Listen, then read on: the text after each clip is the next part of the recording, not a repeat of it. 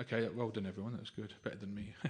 What I'm going to do now, I'll just do this myself, just to save a bit of time, because it's already 8 o'clock. Eka undora barvekshe in one undumbara tree. Lage, there are koti vale, millions of fruits. Koti, millions. Yea, which Brahmananda of universes. Base, float. Virajara, of the Viraja river. Chale, in the water. Okay? Translation. Just as there are millions of fruits on the Undaba tree, millions of universes float on the waters of the river Viraja. Srila Prabhupada's purport.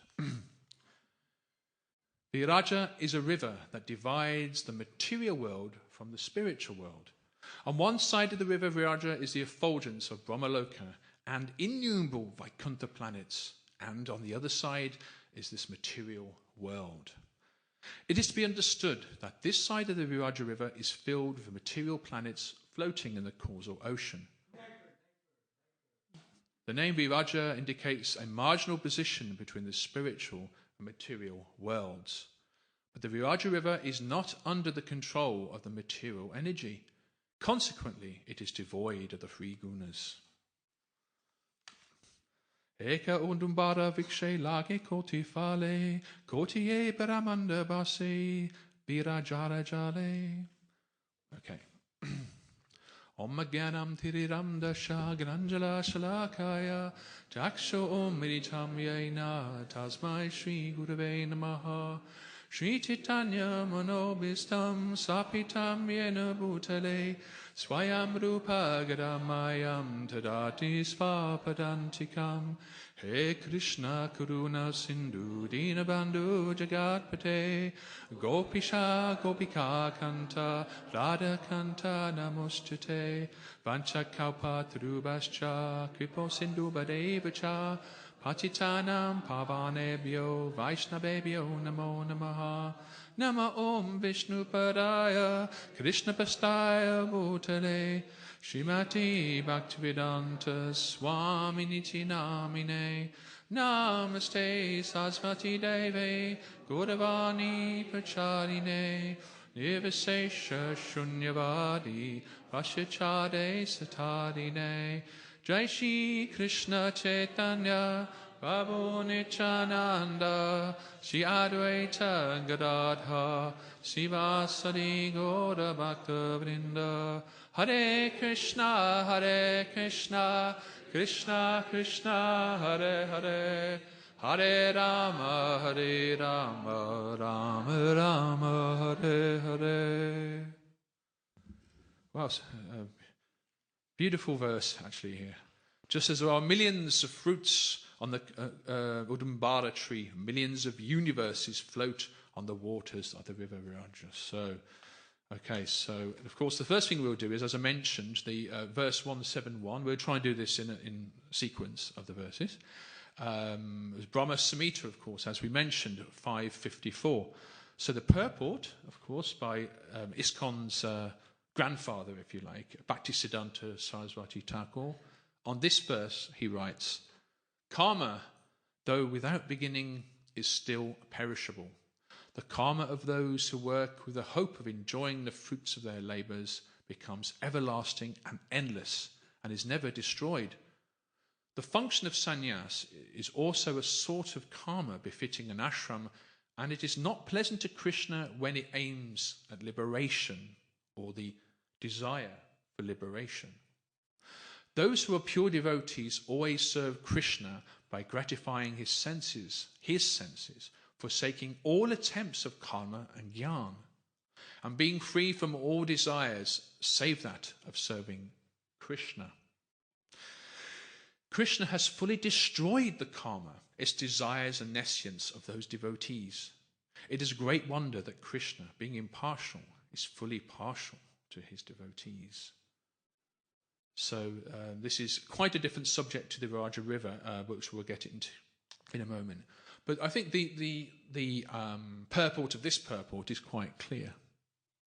Even if someone is a renunciate or a yogi or even a sannyasi, if their pure intent is purely for their own liberation, achieve moksha, even if that intent is I want to be liberated, I want to be close to Krishna, that's tainted and that is not pure bhakti. But pure bhakti is, Krishna, I want to love and serve you, even if I'm doing it from hell or Watford, whichever is close.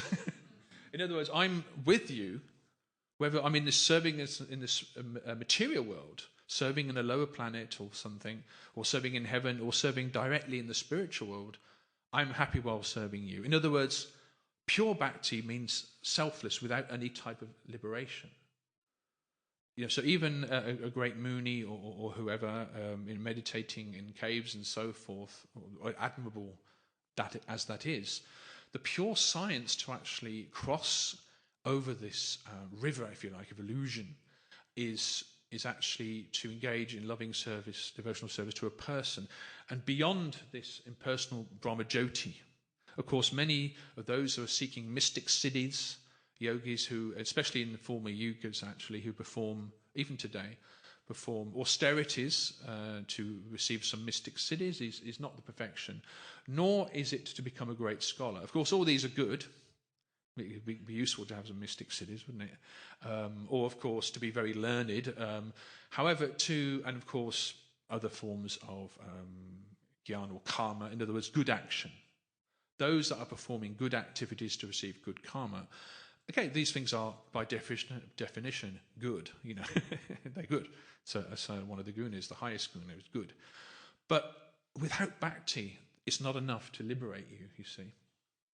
Ultimately, even if one is going to merge into the personal Brahmajyoti at the time of death, through understanding that the understanding of God as an energy or sense of oneness, as opposed to a person that you serve, even if one enters the Brahmajyoti, it is described that sooner or later you have to re-enter the material world, because the living entity's constitutional position is not actually God.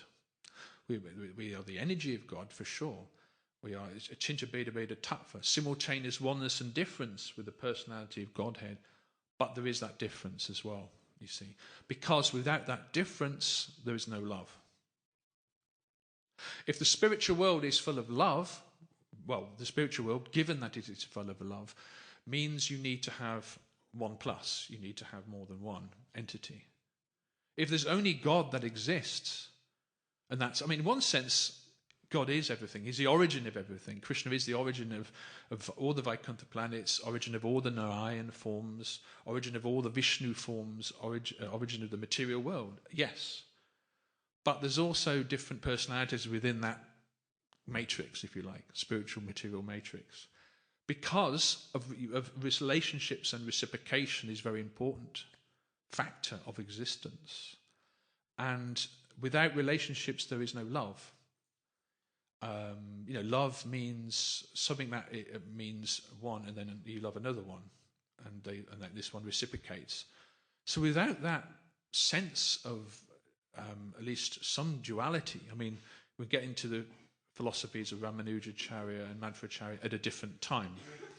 But the sense is, the Gaudiya philosophy is that there's simultaneous, inconceivable oneness and difference between the living entities, which is us, the souls, and the personality of Godhead. He's the origin of all. We are the same quality as Krishna, but the quantity is a bit different. So that's kind of the karma. Yeah, but if you're performing Vedic rituals for karma, for good luck, for your own benefit, either for the culture, these things are kind of and anything in the mode of goodness, I suppose, is good, but it's not going to liberate you. It's not going to get you beyond the Viraja river, that dividing line between the spiritual and material world. The only way you can cross that river on a permanent level, swim across, it's metaphorically speaking, swimming across, is through bhakti, you see. But you can get across, but you might find yourself in the Brahmajyoti.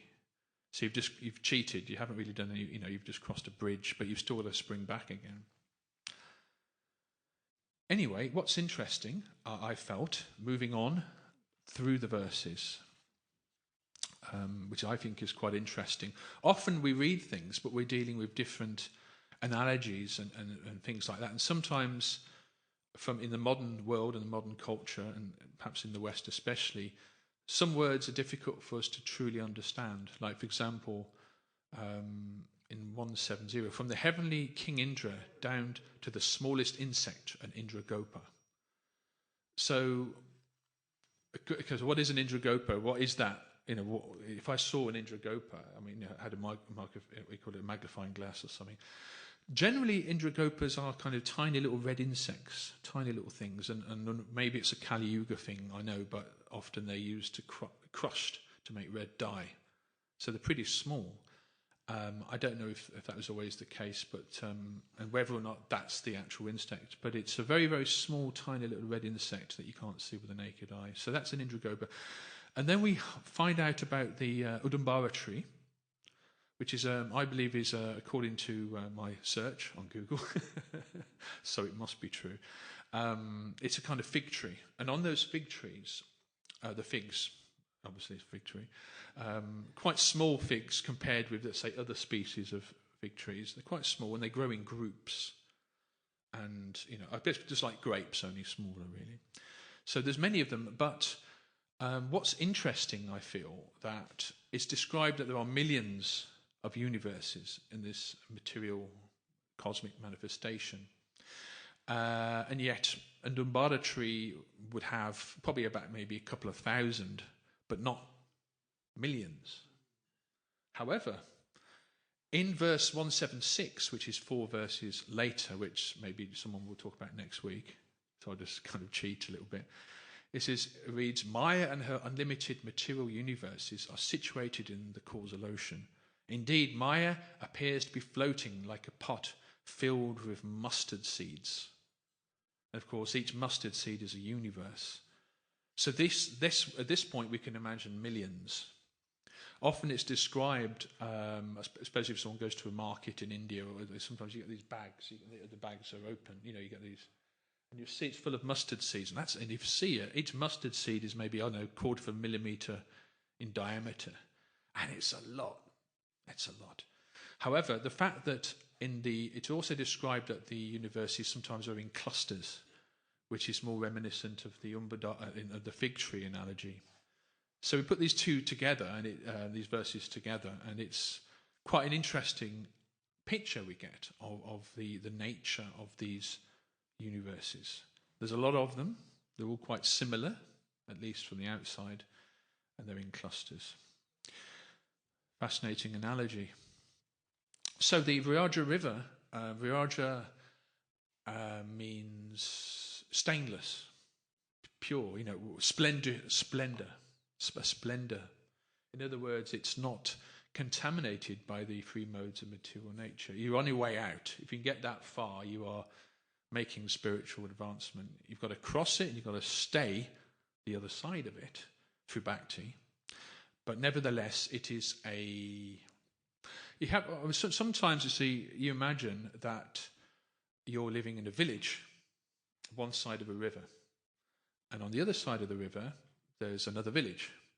But the two villages are very different places because the river there's no bridge, you see. So therefore, in that situation, the two villages don't have much contact with each other, especially if it's a very wide, if it's like a very wide river. And therefore, in terms of classical geography, mountains and rivers are always there and are analogies which mean just as much as us to today as it did thousands of years ago. These are geographical truths that it doesn't matter how many mobile phones we have, but there's always going to be mountains and rivers for us to understand. But it kind of represents the boundary between the spiritual and the material worlds. Let's see, here's a summary of what Srila Prabhupada, he says it's like a dividing line. It lies at the edge of the material cosmos, separating the Mahatattva, the material energy, i.e. that what is not, with the untruth. It's what exists, but it's not.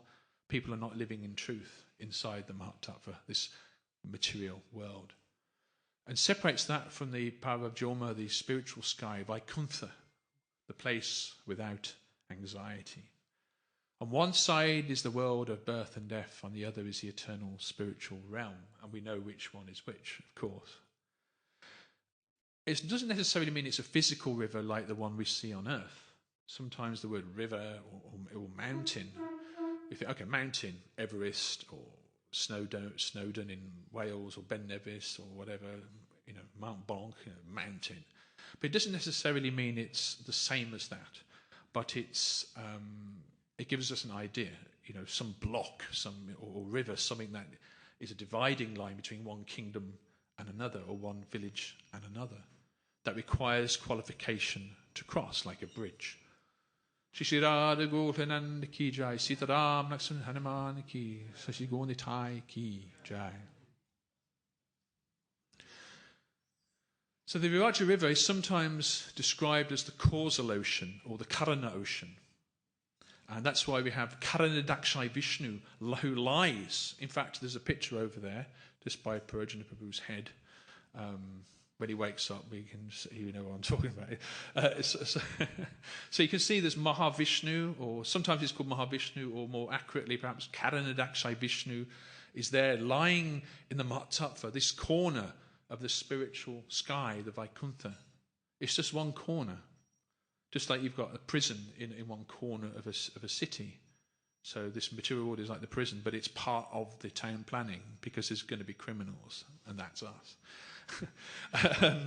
But there's a prison warden, you see, or there's someone who's maintaining it, and that is Karanadakshai Vishnu. And as he breathes in and out, all these different universes, like mustard seeds, are coming in and out of the pores of his skin each time he breathes, and he is half asleep, semi-conscious, I guess, just as we're semi-conscious.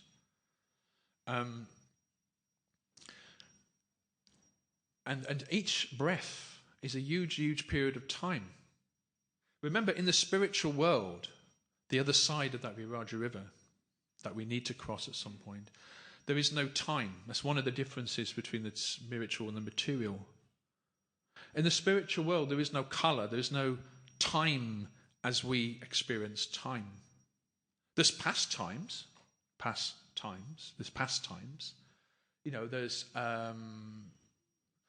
There is the sense of occurrence where this happened and then Krishna does this, then Krishna does that.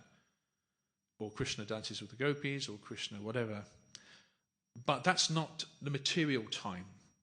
There's occurrences, but time for us means beginning, middle, and end. And then round again. Cyclic time. Just similarly, as Mahavishnu, Karanadakshai Vishnu is breathing in and out the pores of his skin, that is like the single original point of time, where the universes have a beginning when they're coming out of the pores of his skin, and when he breathes in, they start to die, and then boom, like that. For him, it's just one breath. In reality, actually, it's just one breath. That's it. Meanwhile, by earthly calculation, 311 trillion Earth years goes by. Actually, 311 trillion, 40 billion Earth years. So we're pretty small in comparison. And we still try to play God. Oh dear. How is it possible? How is it possible? Because it is ego that has brought us here. Interesting enough, as Mahavishnu or Karanadakshai Vishnu is entering and doing this breathing, he glances at Pradhan, which is the unmanifest material nature, but he impregnates it. The personification is feminine, actually, which is Durga Devi, the mother nature, actually. And that actually glance of Mahavishnu contains the jivas, with his x-rays, and the personification of that glance is Lord Shiva, or Sadashiva, the greatest original Lord Shiva, is actually non-different from the glance of Lord Vishnu upon this material energy, which is fascinating, really, when you think about it. So as this happens, we know, of course, from in terms of creation, once this is happening, then because there's millions and millions of different universes, then Karanadayakshai Vishnu expands himself into each and every one of those millions of universes. And each of those universes is half filled with the Garbhodaka ocean. And on all those different Garbhodaka oceans, of which there are millions, Vishnu appears as Garbhodakshai Vishnu, where he's lying on the Anantashesh, and of course there's Lakshmi there massaging his feet. And there he is, again, just relaxed, a bit detached actually. And there's millions of them. And there's millions of them. Just like there were millions of universes. And out, of course, the navel comes this lotus stem. And of course, we all know this anyway, but it's good to be reminded. And at the top of that manifests this lotus flower, which is the seat of Lord Brahma. But of course, it's kind of multi-dimensional, because we know that Lord Brahma couldn't see Lord Vishnu. He doesn't peer over the lotus flower. Oh, there he is. Hi. Because he was surrounded by darkness. It doesn't mean he wasn't there. It just means it is obviously the best way we can possibly comprehend is this. So, yeah. So there's millions of universes, and there's millions of Lord Brahmas, a different Brahma in each universe. And of course, we have our Brahma, who's a devotee at least.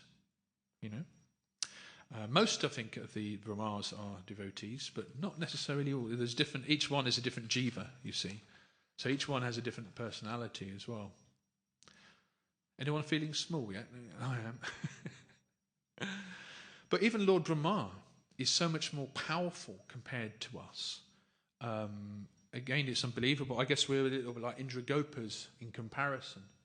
Just like insects, for how long they last. Some insects are so small that from our calculation they may just live a few hours. We go to bed, we go to sleep, some insects are born. By the time we wake up the next morning, the insect has lived, grown up, reproduced and died. So this is us, actually, in comparison with the gods and demigods. Because Lord Brahma, his lifetime, for him it feels like about 100 years. For us, it's a breath from Mahavishnu. So just a day for Lord Brahma is 4.32 billion years by our calculation. So the whole history of, at least according to modern science, the whole history of the earth, if you like, is just this one day of Lord Brahma, or one kalpa. One kalpa. And Prabhupada, or the Vedic scriptures, describe that each kalpa is divided into 14 manvantars. And each manvantar, there's a different manu, a different progenitor of mankind, or a different Indra as well, actually. So it's like a change of guard, just like different government. Every few years there has to be another election.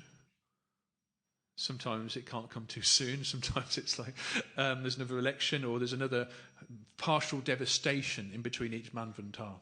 So in between each kalpa, day of night time of Lord Brahma, there's pretty much a full devastation.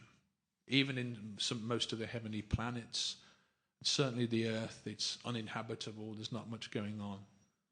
But during the daytime of Lord Brahma, everything comes to life again. So we're kind of about nearly halfway through this particular day of Lord Brahma. And Lord Brahma, by his calculation, is about 51. He's about 51. So often they depict Lord Brahma with a beard. But I'm older than 51 between you and me, but I don't have a beard because I shave, but Lord Brahma has a beard. I mean, if I didn't shave, I'd have a beard, wouldn't we? Most men would, I think. So Lord Brahma, he's about 51 relative to his experience. But for us, that's still about 155 something trillion years. So he's and he's got about around that amount left. Now, the Vedic scriptures actually give a list of 30 names of different kalpas. And, so in other words, another 30 days of Lord Brahma. So it's huge periods of time that's actually in reality beyond our comprehension. But I think we are the Sveta Vraha kalpa. our particular day is called the Freitag, which means the white boar. The boar incarnation of the Lord. Vraha, the boar. So this is the Kalpa, the day of Lord Brahma, that is connected to the white incarnation of Vraha. In other words, at the very beginning of this day, Lord Brahma, the earth was in devastation, and Lord Vraha picked up the earth with his tusks, and therefore the day began. So this is the understanding. That's why it's called the Sveitavaraha. People get mixed up, though. You know that, because there's actually two Vrahas in this day of Lord Brahma. There's the white one, which I've just described, and there's the red one, the one who's a bit more angry. You know that one is? That's the one that rescues the earth and also has a fight with Hiranyaksha.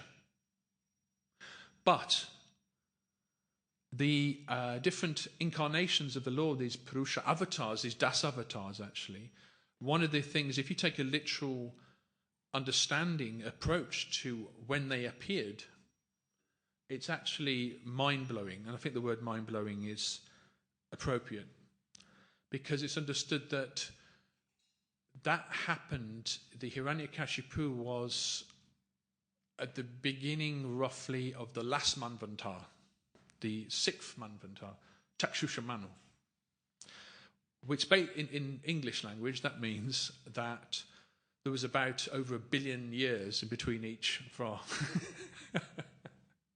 But often it's depicted as the same pastime, but actually there's 1 billion years in between.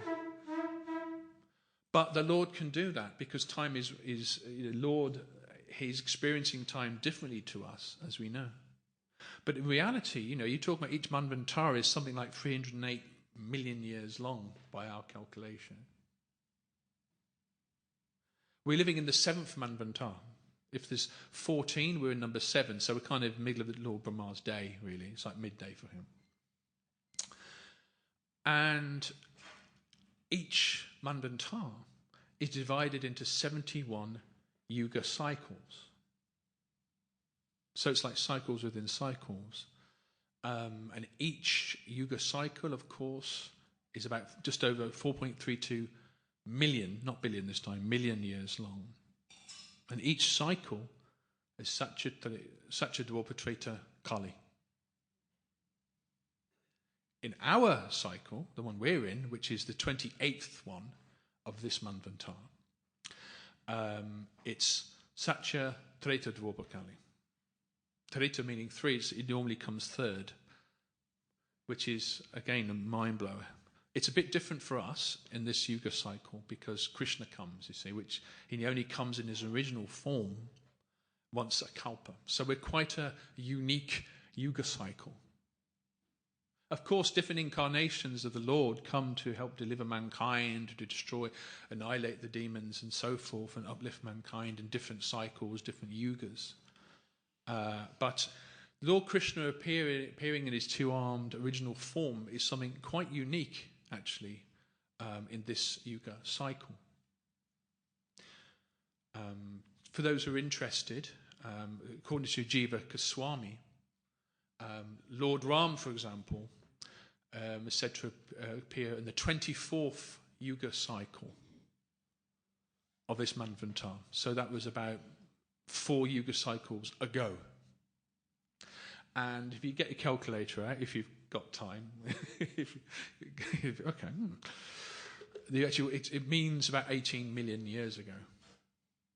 So we're dealing with incredibly long periods of time. Often we try to squeeze everything into what we can comprehend, just like a small insect would try to judge its world relative to its experience. Similarly, we try to judge things according to our experience. But the Puranas are actually describing a universe which is huge. Huge. I mean, just to give you an idea, even if you use mundane examples, but I think relative and interesting and relevant. Like, for example, the Greeks, their idea of how big the universe was probably roughly about the same size of our solar system or something. And then time goes by and their estimate of the size of the universe just got bigger and bigger and bigger and bigger. Even in the 1920s, by they didn't know what a galaxy was by before 1920. And they thought that was about the size of the universe. And oh no, there's other galaxies. There's, wow, hang on, this is big. At least by mundane calculation. So the estimates of not only the estimates of space, but the estimates of time also have changed. I suppose, for example, the conception of the age of the Earth, or the age of the universe, again, it's getting bigger and bigger and longer each time. Even if you look at some of the books by Druta Prabhu, or a.k.a. Michael Kramer, The Hidden History of the Human Race, they're saying they've found modern human skeletons, which don't fit into contemporary evolution theory. Actually, they're hundreds of, thousands of years, if not millions of years old. They've even found tiny little spheres that are exactly spherical, with a kind of a little line, like mini cricket balls. You've seen them, right? I've actually held one of them. They're quite small, about this big. They found them in rock that was going about 1 billion years old, in South Africa, I think it was. But they are exactly spherical, and they've got a line on them which could have been made by some type of humanoid intelligence, let's say, 1 billion years old, which fits in very much with the Vedic, but does not fit in very well at all with the neo-Darwinism theory of evolution, which would put modern humans at about 200,000 years, and that's it. But the Vedic conception of time is that, yes, we go through different periods, and yes, that there's been primitive human beings, if you like, on the earth, even in other yugas, that didn't cremate their dead, therefore leaving the bones behind. But there are advanced human beings as well, on and off the world and in other parts of the universe, millions and millions of years. If we, with a literal approach to Puranic time and space, it's a real mind blower, especially for a Saturday morning. So when you're on Harry On Tonight, Prabhu, in London, you can tell people all about the wonders of the universe. I'm sure they'll be very happy to hear from you. I mean, just to put things into perspective, there's even one verse in the Bhagavatam, which happens to be one of my favourite ones. It describes the pastime of Lord Buddha. And it says that Lord Buddha was preaching amongst the atheists and so forth. And then it says, when he was preaching, there were invisible space rockets in the sky. And it said that when the humans, they started to invade other planets, and there was a war going on, as in the atmosphere of the earth or wherever, as he was preaching. But Lord Buddha's preaching was there to form a compromise between the theists and the atheists, and he stopped the war. And Prabhupada's purport is that wasn't the most recent Buddha. That's not Gautama Siddhanta, within our historically known. That wasn't our Buddha, as it were. That was from another Kali Yuga. Several, whatever it was, Kali Yugas ago, within this Manvantar, but still millions of years ago. So Prabhupada, the universe, the Puranic universe, the Vedic universe that Prabhupada is presenting to us is far out, but it's as it is. We just have to accept how small we really are, like little insects, little red insects or whatever. And that whether you want to use the sense that of the mustard seed analogy, where we are our whole, even the Lord Brahma would be small, because he's just inside one of those millions of mustard seeds coming from the pores of Karadakshai Vishnu's body. Lord Brahma is small compared with the Lord, and what are we compared with Lord Brahma? So we are, really small. And yet, what keeps us inside the wrong side of this Radha river is ego. We still want to play God. But is there a chance? I don't think so. Hiranyakashipu, Ravan, they all try to play God, but you can't play God. Because we're too small, we might as well surrender, really. We might as well surrender. But we think we're big, we think we're important. But we are important when we're connected to the Lord, because the Lord is important. But on our own, actually, whenever it says in the Bhagavad Gita, we can offer fruit, a flower, some water, a leaf to the Lord, and He will accept it.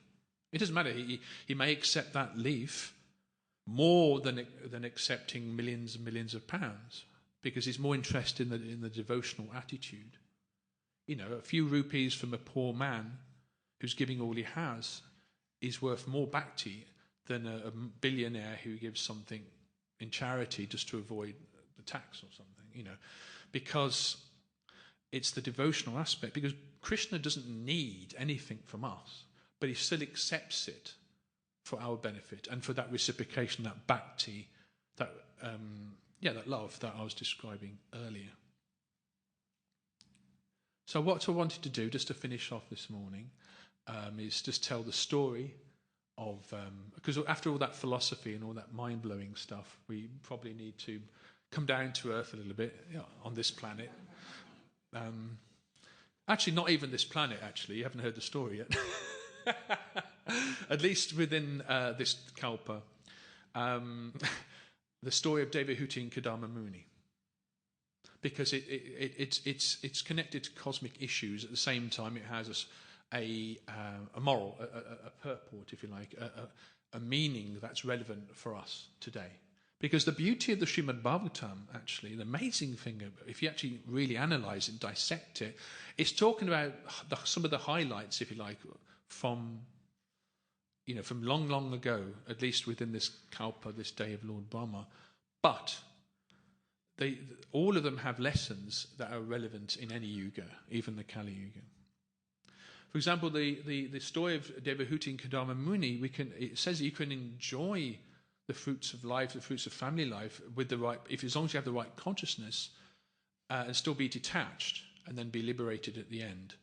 For example, Kadama Muni, he was existing the first manvantara of this kalpa, this Swayambhuva Manu was the Manu of the time. Kadama Muni was extremely powerful yogi, as were many of his other offspring of Lord Brahma. There were great sages and rishis that existed actually at the beginning of this kalpa, but there was one problem. They weren't householders. They were not going forth and multiplying, just like the four Kumaras. They were knowledgeable, they were smart, and they knew about the spiritual world, and they were full of mystic cities. But Lord Brahma said, "Look, guys," well, he may not have said that, but well, he might have. I don't know. He said, "Look, we've got a universe to deal with here, and we've got to populate it." So, in that vein, the Kadama Muni was performing severe austerities, to the point where one day he gets the blessings of Lord Vishnu, who comes down to see him on his Garuda Karya. It says, there's obviously an exchange of prayers and respects that go on. And then Vishnu says, well, okay, here's the thing. Day after tomorrow, Swayambhuva Manu, and Manus were progenitors, right? Just like Daksha, it was their duty to go forth and multiply human races across the universe. He says, Swayambhuva Manu, you see, the thing is, Kadama, he's got a daughter, okay? And, this happens today, doesn't it? He kind of needs to marry her off. And, well, you look like a suitable husband, so do me a favour. And Kadama Muni, of course, is not going to say no to Lord Vishnu, who's just made the effort to come and meet him. He says, yes, my lord. So Lord Vishnu disappears, goes back to Vaikuntha. Sure enough, just on time, in this great aerial chariot, followed by his retinue, Swayambhuva Manu, the king of the time, he's kind of up there in the same category as Indra. He's kind of up, in that degree of power. He's got his wife with him, and I think his daughter is there as well somewhere. They come down into the forest by the lake, and he gets out of the chariot, walks respectfully into the hermitage of Kadama Muni and says, I've got this daughter, and, you're kind of qualified. You're not in the saffron, you haven't made Prabhu, you're not a sannyasi, Prabhu, maybe it's time for you to enter Grihastha life. And she's beautiful. Oh, yeah, she's beautiful. You've got to say yes. So Kadama Muni goes, he says, the thing is, you're destined to have 9 daughters. That's your destiny, because we need that. Because the sages then will have nice, beautiful wives that will attract them, and they will go forth and multiply across the universe. So it's all part of the plan, you see. Lord Brahma's going, yes. And Kadama says, okay, on one condition. After I fulfill, she's got 9 daughters, as prophesied, I just want to come back here again and continue with my meditation. He says, deal, So, of course, by the way, here's my beautiful wife. Daughter, and she's now your wife. So after long goodbyes, again, something that would happen now, if a father's giving away the daughter, there would be a few tears, a few emotional exchanges. So that's what happened between Swayambhava Manu and his daughter, Devahuti. But then Swayambhava Manu and his wife have to return to their opulent kingdom, where he lived the rest of his life, without the anxiety of having a daughter for a start. But then he takes Vanaprast, if you like, with his wife, and they live very opulently, but with that sense of detachment where he studies the Sastra and takes association of the Brahmanas. And that's how the rest of that Manvantara proceeds. Meanwhile, Kadama Muni, of course, they've got this very loving exchange. But in the beginning, Kadama Muni, he's, like if you've got a wheel on a bike, you turn it upside down, and you get I did this as a kid a lot, you get the pedals of the bike. What happens? The wheel goes. It takes time to slow down, doesn't it? It takes a bit of time. You can't, if you just put the brakes on it. But if you've got no brake, that wheel's going to go around. Eventually, it's going to slow down. So Kadama Muni was still basically a mendicant, is still a bit of a renunciate. So although his wife Devahuti was also living simply, just wearing simple clothes. Remember, she was brought up in a great kingdom with her father. She's a bit, she'd kind of used to palaces, but she was also extremely in love with Kadama Muni, and she knew it was her destiny. However, Kadama Muni once opened his eyes and saw that she'd lost a lot of weight, and there was something missing there. I says, look, I'll tell you what we'll do. Let me reward you. By the way, I'm a mystic yogi. I can do what I like. So out of his amazing mind power, he created this magnificent flying palace which had full of rubies and sapphires and golden. There was playrooms, there was lounges, there was swans, there was cranes. This was like a huge, huge palace, but it was also a Vimana. It could actually fly from one planet to another. No one could ever imagine how opulent it was, with all kinds of sapphires and rubies and couches and serving girls and dancers and hallways and reception rooms and carpets and corals and she's like, wow, well that's a present, She said, but then she looked at herself and she was all thin and she was just wearing just sackcloth and whatever she was wearing. Kadama says, listen, I understand you don't feel worthy of entering this palace, but do me a favour, bathe in this lake. This is the Bindu Sarovar lake, blessed by Lord Vishnu. That will sort you out. She says, yes, my husband. So she goes, dives in the lake, and there's all these celestial ladies there that take her to the underground kingdom, where they basically dress her up with nice new silk saris and flowers in her hair, flower garland, makeup, jewellery, probably a bit of food as well to fatten her up a little bit. And she looks in the mirror.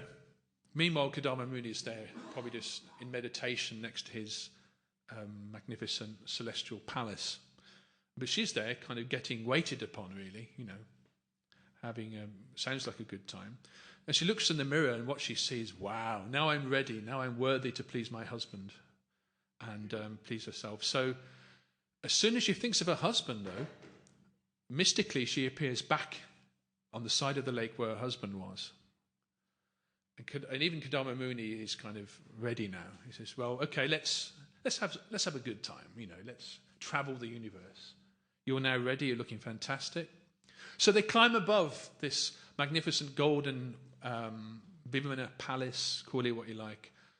And for many, many years, they first of all, they go to the slopes of Mount Meru, with the heavenly planets with huge, huge fruits that are like the size of elephants, and rivers full of mango juice, and there's angels, and there's Kiranas, and there's Gandharvas, and they fly to different parts of the universe for many, many thousands of years, at least by our calculation. They get a tour of the universe. They go from one heavenly planet to the other, and they're both beautifully dressed at this point, and they have a very good material time. But time, it was still in this material world. So what happened? Eventually, Kadama says, you've seen the beauties of this universe, you've enjoyed it, you've met the celestial beings that are on these different planets, you've had a good time basically, but now let's go back to where we started. And this was a difficult thing. They land back in their palace. He says, I'm just going to continue my meditation. And she says, that was great, but what about the 9 daughters? Oh yeah. So he says, oh yes, that slipped my mind. All right, okay, 9. Okay, so he says, okay, time to get my magical powers back into action again. He splits himself into 9, like this. So there's 9 Kadama Munis there. And in that way, I don't know how exactly it happened, probably best if I don't think about it, but she ends up with 9 daughters that are all roughly, the same age. Of course, these are like demigods when compared with us anyway, so even the process of 9 months pregnancy is not necessarily what they would have done. It would have been mystical. The fact that he's able to manifest himself 9 times and have 9 daughters from one lady as well is something beyond our experience. But nevertheless, he says, now I fulfilled my duty to Lord Vishnu, to Lord Brahma, and to Swayambhuva Manu. You enjoy yourself. And she's like, okay, great. I've got this nice palace. I've got these daughters to keep me company. There's so many wishes and well wishes, but I need strength. I'm still very much attached to you. Just do not worry. Do not worry. There's something else. 9 daughters, but also you're going to get a son. And soon after that, as Kadama Muni, of course, ages and continues his meditation, soon after, in the womb of Devahuti, Lord Vishnu, because it was a miraculous birth, in her womb is Kapiladev, another incarnation of the Lord. When he's born, he, of course, is an incarnation of the Lord, and he propagates the Sankhya philosophy, and he ends up protecting her and teaching his own mother, Devahuti, of course, the science of self-realization. So she's happy. And meanwhile, Kadama Muni eventually, of course, as we all must do, even the great demigods of the universe, Kadama Muni passes away. And he enters where? He enters Vaikuntha to be with his Lord Vishnu. So that's the story, in summary, of Devahuti and Kadama Muni. But again, the moral of the story is that whether or not we are lasting millions of years, or we're demigods, or we are whatever we are, or small human beings, or tiny insects, we do have to be detached. So whatever enjoyments there are, we can become grihastas, we can fulfill our duty within that ashram. We can even, there is some enjoyment there, but it has to be conscious. There has to be Krishna conscious, as it was for Kadama Muni, because even though he was above this celestial palace, deep down he knew this one day is not going to last. This is not going to last. It's great, but he was detached, you see, to the fruits of his own endeavour. In the end, all he really had was his relationship with Lord Vishnu. So similarly, it is not that we should falsely live in a hermitage or live in a cave or whatever, but actually we have to engage in this material world. And even if riches come our way and opulence come our way and 9 daughters or whatever it was, there are obligations, but we have to engage it in Krishna's service. That is true bhakti, not false renunciation. confirmation. I think it's also time to stop as well. I think Vishnu's had enough now. But the you say, all right, Radha, okay, you've made your point. But the point is that so we engage in this material world, but we do it in a mood of bhakti, and that is a true sense of liberation. So thank you. I have to go now, but thank you very much for listening. Shri Chaitanya Charitamrita ki jai.